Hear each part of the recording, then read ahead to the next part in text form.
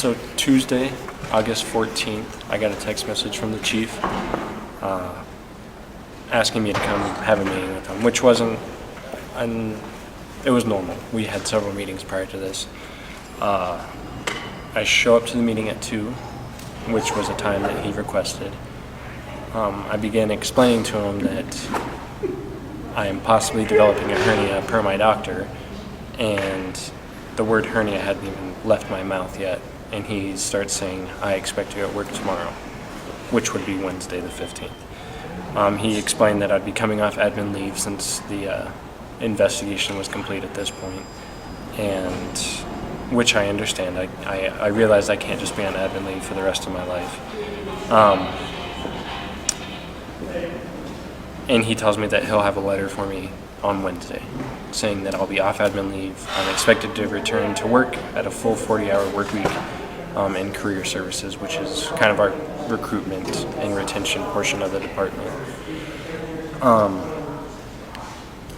That kind of caught me off guard, and so I began to tell him that I was probably planning on retiring. I would like to retire for me and my wife's sake, but still work part-time for the PD if they would allow it, which I can't remember exactly what he said, but something to the effect of, I have jobs that are 40 hours a week, I don't have jobs that are part-time, is at least how I perceived it. So at that point our meeting kind of ended. I left, went home. I tried calling the doctor to get a doctor's note to release me back to work, and my doctor's a busy person, so he can't just answer every single call that I have for him. They told me they would get it for me as soon as possible. So on Wednesday, the day the letter was drafted, I get a text from the chief asking when I would expect to have my doctor's note and when I would expect to return to duty. And I explained that the doctor is in clinic certain days of the week and not other days of the week. He's at the hospital, and they would get it to me as soon as possible. 307-262-262. So that was Wednesday. Monday, I get a text saying I was expecting you at work this morning. Have you heard from your doctor? At that point, I immediately called the doctor, which I had left a message for the week prior. They tell me they'll get it as soon as they can get to it. And then I let the chief know that I talked to the doctor's office and they're working on my letter. At that point, I have been approached 3 times by the chief now, all which are in text message or in a personal meeting, saying I'm to return to work, and I had not yet talked to my doctor at that point. So the letter was drafted on the 14th.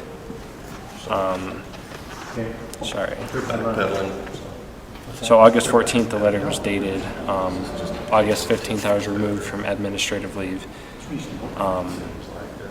And August 20th, which was yesterday, I finally got my doctor's note saying, yes, you can work 4 hours a day. So all the way up to this point, it's been you're to return to work, and my doctor hadn't agreed to this yet. My biggest problem with the whole thing is that had they just approached me like a decent human and said, we're expecting you to come back to work in a week, and we would like you to start on Monday and maybe work 2 or 4 or 6 hours or whatever you think you can handle, and we'll gradually get you back to where you need to be.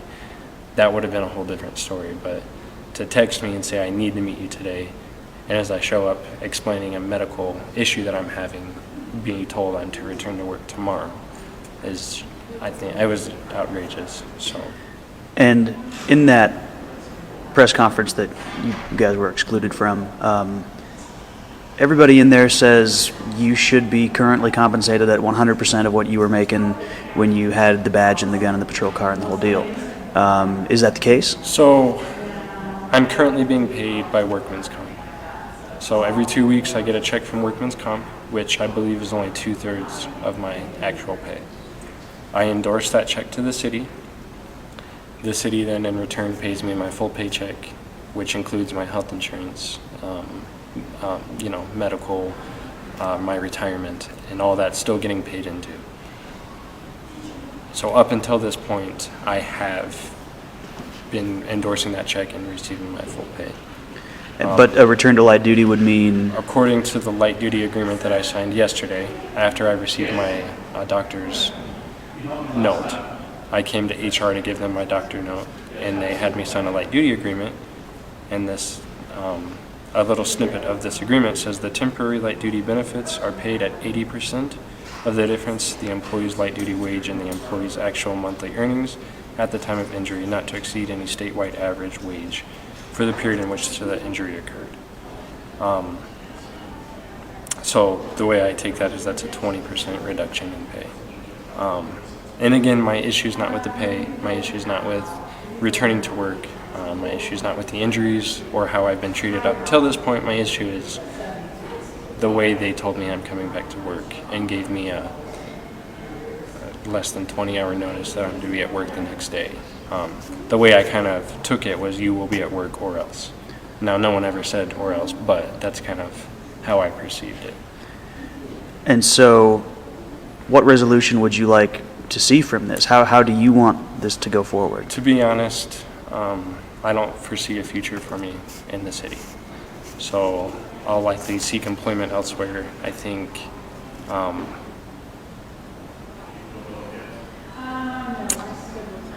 I don't know how to put this delicately, but I think the city has shown its true colors, and I don't know if I want to work for the city any further past this point. So. And that's because of the way this has all unfolded in the past week or so? Correct. I mean, part of it is discussions me and my wife have had, and her comfortable, or what she's comfortable and not comfortable with me returning to do for the city, which is understandable because she went through more than I went through, in my opinion. So part of it is out of respect for what she wants, part of it is out of what I want, and part of it is how this situation has been treated. This morning, you were not allowed into that press conference. Do you kind of want to explain your perception of how that came to be? Well, I guess they're upset with me, and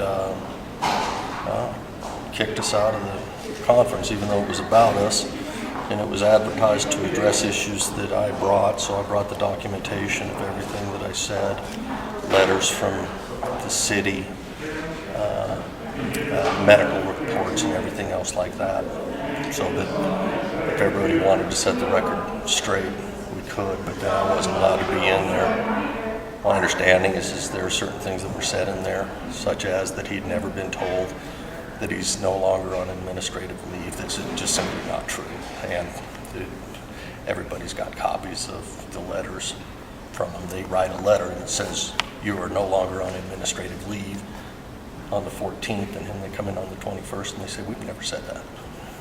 And real quick, as far as that letter goes, they say that letter was never delivered. I think your story is... The original.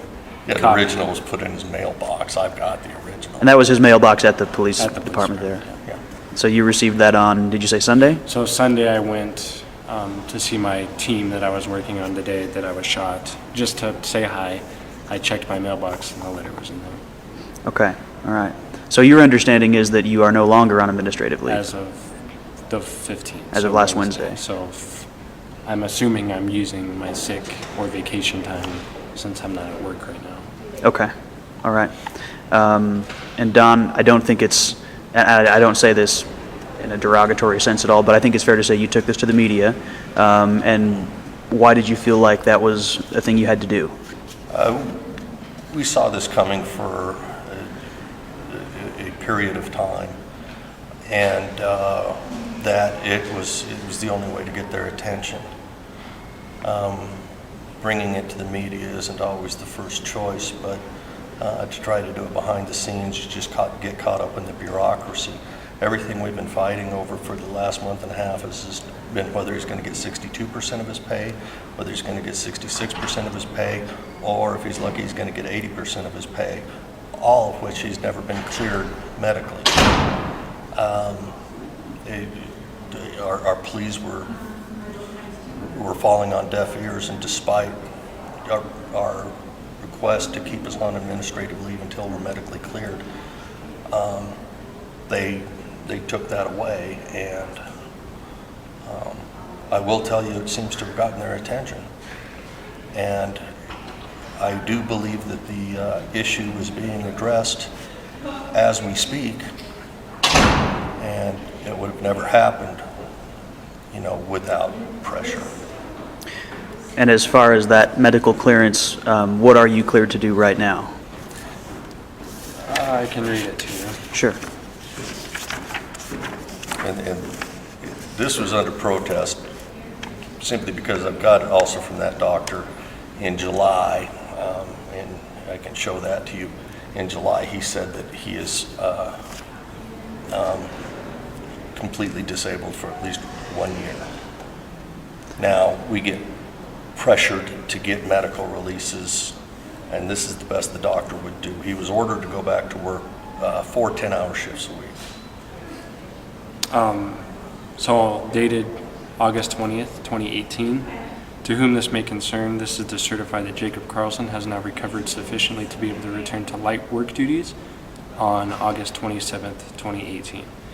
Light duties for 6 months with no heavy lifting over 10 pounds, starting with half-day work days for 2 weeks. After September 10th, the patient may advance work days to a tolerated amount. It is recommended by Dr. Bowe the patient continue therapy for foot drop, nerve damage in my left leg, basically, as it may cause long-standing physical limitations. Please contact me if there's further questions. Right.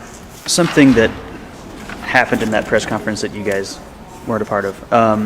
There was, I don't think it's unfair to characterize it as, there was an insinuation that there was some kind of ulterior motive. Keneen Humphrey called your letter to the chief disgusting. I mean, what are they saying? What are they alleging that you're trying to do? I mean, I don't know. Maybe they think I'm trying to set up some sort of a lawsuit. I'm not. I'm just trying to keep them on administrative leave. Seems simple enough. Yeah. Right. I mean, cancel them for wrongful termination if they just keep them on administrative leave and don't fire them. Okay. In terms of disgusting, you've read it. I don't think it's disgusting. It says it as it is. All right. I know the politicians don't like to get criticized, but Well, and the information that was presented in the Star Tribune's article and in the letter is just facts. So the way the public perceives those facts is not on us, it's on who laid the facts out.